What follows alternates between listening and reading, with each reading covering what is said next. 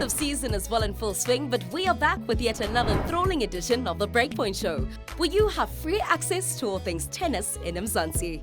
Let's check out what has been hot and happening on and off the court this month.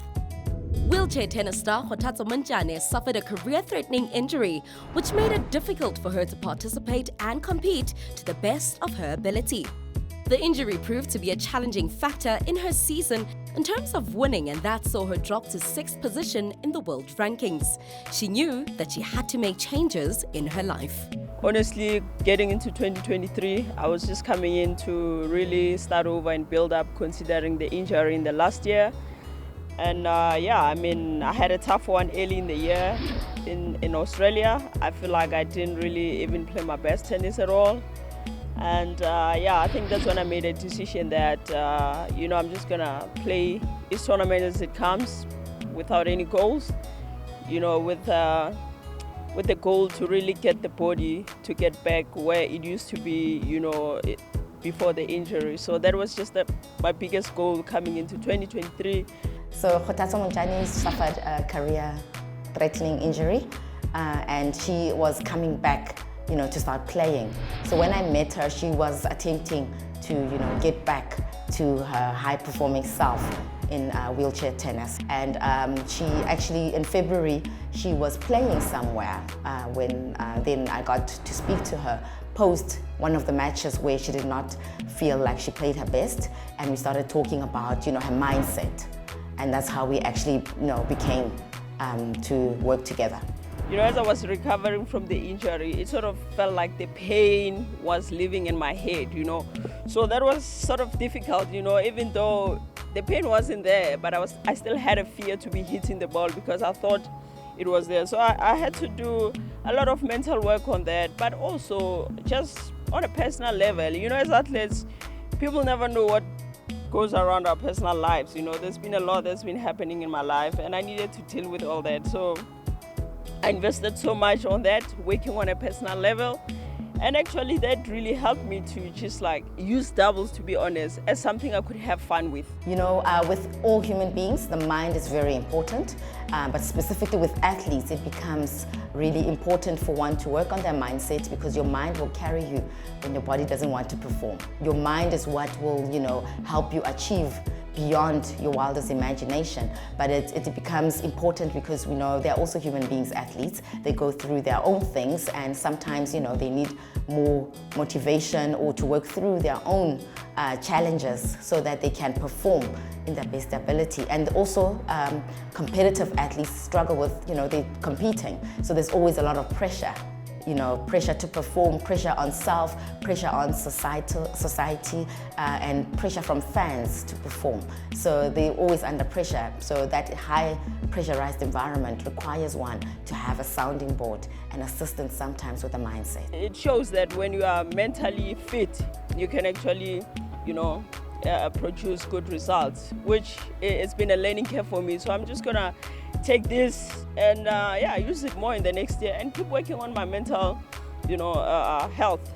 And we'll see how I incorporate sports psychology in that. 2023 was a big year for big wins for Montjane in the doubles, partnering with her Japanese teammate Yubi Kamiji. They played their way to becoming 2-time Grand Slam champions and recently making history by winning the ITF Wheelchair Doubles Masters out in Barcelona. Montjane is now the first African woman to win the title at the year-end championships. Doubles, it wasn't something that was in my radar, to be honest, in terms of doing well or anything. Normally I just play doubles because we have to play doubles. When you enter into the singles entry, you are required to play doubles. So, obviously going into Wimbledon still also felt like I played a good singles match even though I didn't win. So I was really happy with how I was picking up the momentum in the singles despite the results. And looking at doubles, I feel like, me and you, we're getting to get stronger and stronger. Whereby after we lost at Wimbledon, we really sat down that maybe we need to, make sure that we go back home and we are well rested for the US Open. So I feel like US Open was the only tournament whereby in terms of doubles, we had a goal that we need to win that one, So, but in singles also, I feel like, in the US Open, the momentum was picking up also in the singles, managed to win a match there. So for me, 2023, it was a bittersweet year because I didn't know what to expect. I was just going in to get the body where it used to be before the injury.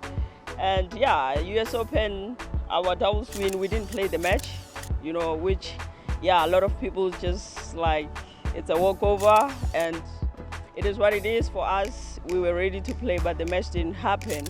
And obviously, we just thought, we will play the doubles masters. By then, I wasn't going to qualify for the singles masters, to be honest. So I was looking into doubles masters, and that's where me and you, we get our, our revenge for the US Open. So, I'm just glad we had an opportunity to really play Dida and Yeski in the finals, where we played a solid match, and I just felt like that's when we proved that should we have played that US Open match, we were going to win. And in singles, I'm still happy with how I played. So I just feel like, I'm starting to pick up the momentum in the singles. And I'm just glad that, I shifted the whole focus of trying to, win so much in singles, but rather build up. So I keep saying it's a bittersweet one because my singles here, it's not looking so good, but I'm glad I given, the doubles a chance, because now I realize how good I can be, in doubles.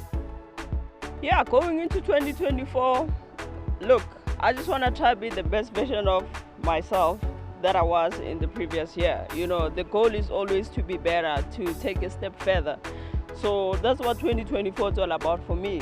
I'm not gonna sit here and tell you, this is what I'm going to do and going to win, No, I just want to take a step further from the previous year. So that's what I want to do, looking on to improve from where I was in the previous year. So that's all that I want in 2024. There's a lot of tournaments coming up, so no pressure to pick one and be like, I want to do well in this. And it's the Paralympic year, Paralympics are coming up. So don't want to be filling my head with so many stuff. I want that time when the Paralympic comes, be that I am healthy, I am fit, I'm in a better mental state. So no lot of words in my head at the moment. I just want to take one step further. What an amazing year Kgothatso Montjane has had. We congratulate her for all of her achievements. May she have an even prosperous 2024 and continue to make South Africa proud. Let's take a quick ad break. We'll be back with more of your tennis updates.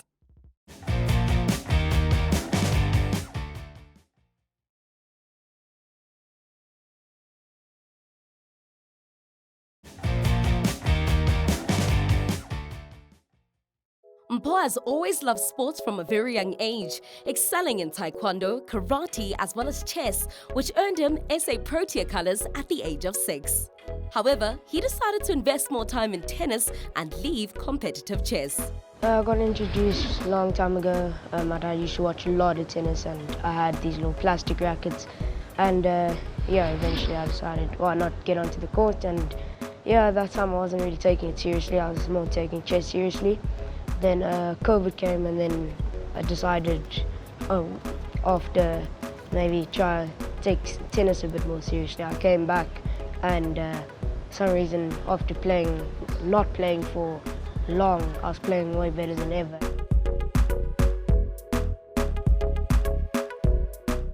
My first goal was to get SA team of tennis. I worked hard every day. I started homeschooling. Eventually, once I joined Stolzen Tennis Academy at JP Kwando. Homeschooling, morning sessions, afternoon sessions, working, and then we did online tournaments. And I didn't really like that. I liked being more face-to-face with my opponent. So I decided why not go back to tennis, since that's also a sport that I always loved, and then took it seriously. Impa's parents approached the ESCA Wanderers, a private independent school, who were excited at the opportunity to help further Impa's education and his talent in tennis. Mpa's very excited to be joining the ESCA and is looking forward to working with the support team along with his new tennis coaches, both at the Wanderers and Killarney Country Club.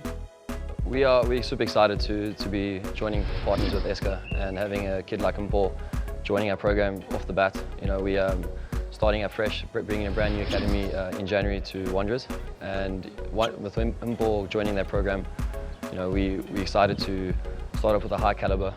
With the programs that we're going to be offering is perfect setup for players like him and all other top ranked players in the country. I got accepted into ESCA schools with a slight scholarship, and yeah, it's better than any normal school because everyone here is an athlete.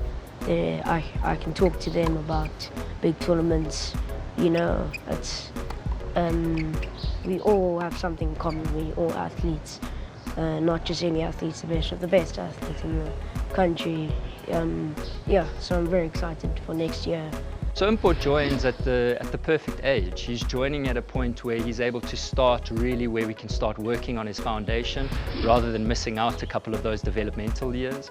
Really what a day in the life would look like for him is having class time between around 8 and 10 o'clock in the morning, where he might be working through you know, one of the subjects that he'll be doing on the Cambridge curriculum. Then between 10 o'clock and 12 o'clock really becomes Impa's time to be able to become a high performance athlete. It's at that time where he will either be doing his technical training with Vaughan Hunter on the tennis courts. He might be with the conditioning team within our gym. He might be recovering if he's just come back from a big tournament or he's leading into a big tournament. And then also once a week, and if it felt on that day, he'd spend some time with the sports psychology team. And really that team is there to be able to support him in terms of making sure that he can step into each of those pressurized environments and be able to perform from a mental perspective. Yeah, I'm feeling excited. It's going to be way better, I think, than any normal school. The Joburg-born has competed in numerous tournaments in the past, and his tennis highlights are representing South Africa at the ITF Under-12 Southern Africa Team Championships out in Mozambique, as well as the ITF Under-12 African Team Championships that took place in Morocco. My first goal was to make the SA team, and I was also extremely happy to be have selected for 2 SA teams, one in chess, one in tennis. So I've won 7 tournaments. The one that probably stood the most to me is the Under-10 Mini Masters. Yeah, it was one of the biggest tournaments I've won. I felt very proud of myself, a lot of hard work. I went to Mozambique in July. It was a nice experience, not as tough as I expected, but yeah, first trip with the SA team felt good. I'll have to be honest, you know, quite new into his team. You know, I've had two sessions with him so far, and what I'm super impressed with is his work ethics, his will to learn and listen. I respect the fact that he's trusted me quite quickly with anything I have to say. I really appreciate that. He hasn't fought anything or questioned much. He's just bought in and applied it. And that's, for a kid that age, that's successful already, is quite. I do feel proud of myself at times, a bit of pressure.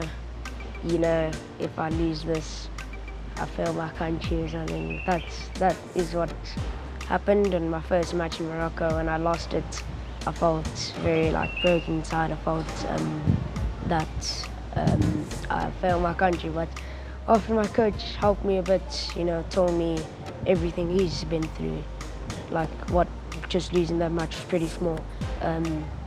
Yeah, I put my mindset more, don't go out there saying that you're representing country, going out there saying that I'm here for the experience, and it takes a lot less pressure off of you.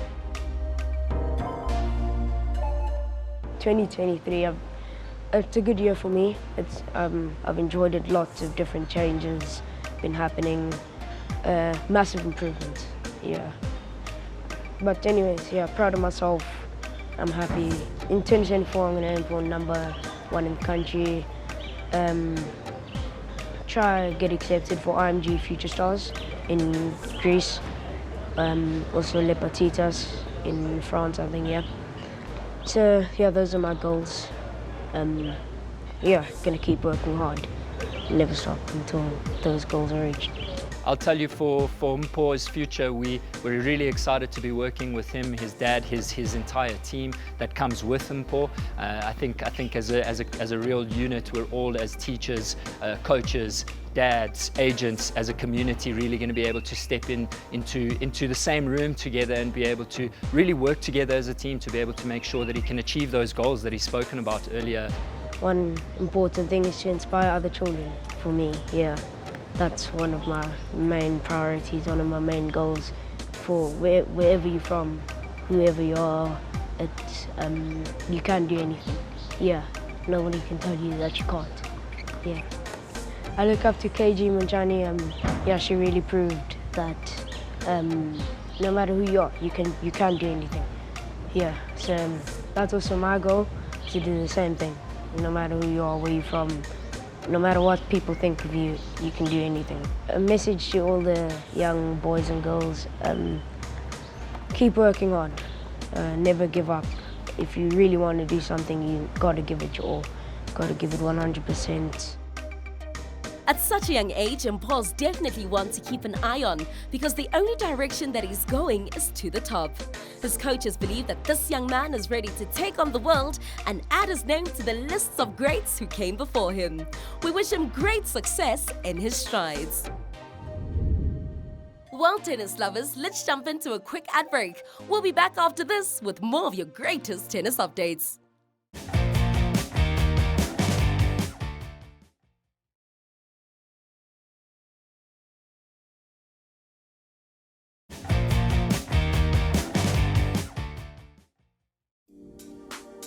Whiphold is committed to the empowerment of women and the youth in the rural, urban and peri-urban areas through broad-based empowerment initiatives. The Black woman-owned investment company partnered with Tennis South Africa as the title sponsor to host 2 weeks of back-to-back W50 International Women's Tournaments at the Tuks Tennis University of Pretoria between the 18th of February to the 2nd of March 2024. Both these tournaments will offer massive prize money of $40, providing significant opportunities for local women in tennis to test themselves against international players, whilst earning lucrative prize money and securing valuable ranking points. The significance of us sponsoring the international tournament aligns with what we do in terms of sponsoring at a grassroots level camps and the squads. The international tournament then gives an opportunity for those girls who've been rising in the ranks to get international exposure by playing, against other players who come internationally.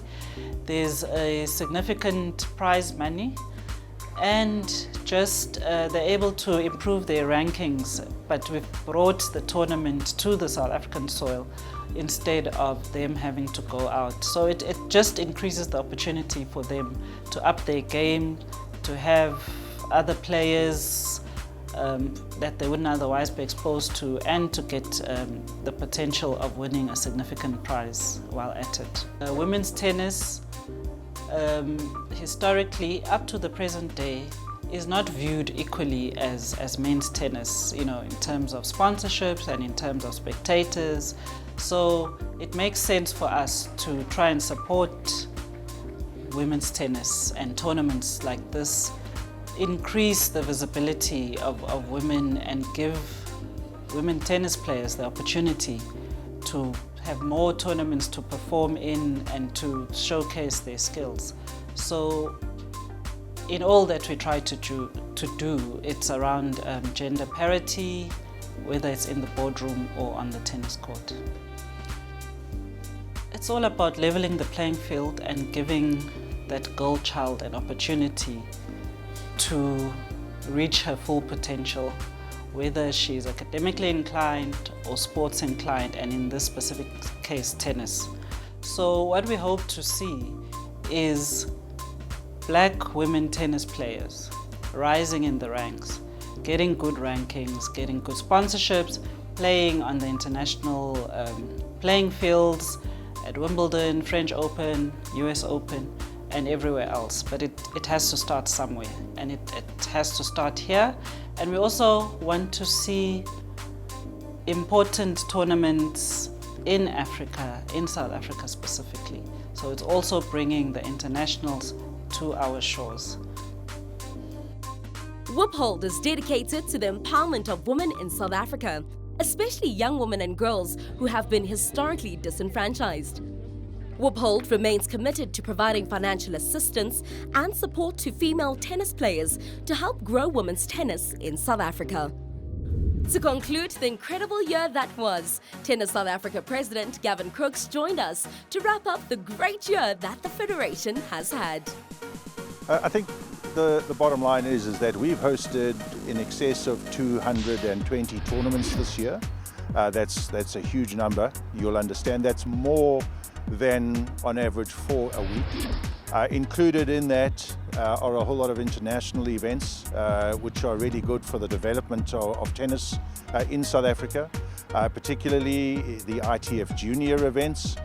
We had a 400, a J300, a couple of J200s, a whole lot of J100s, all of which are going to be repeated in the next year.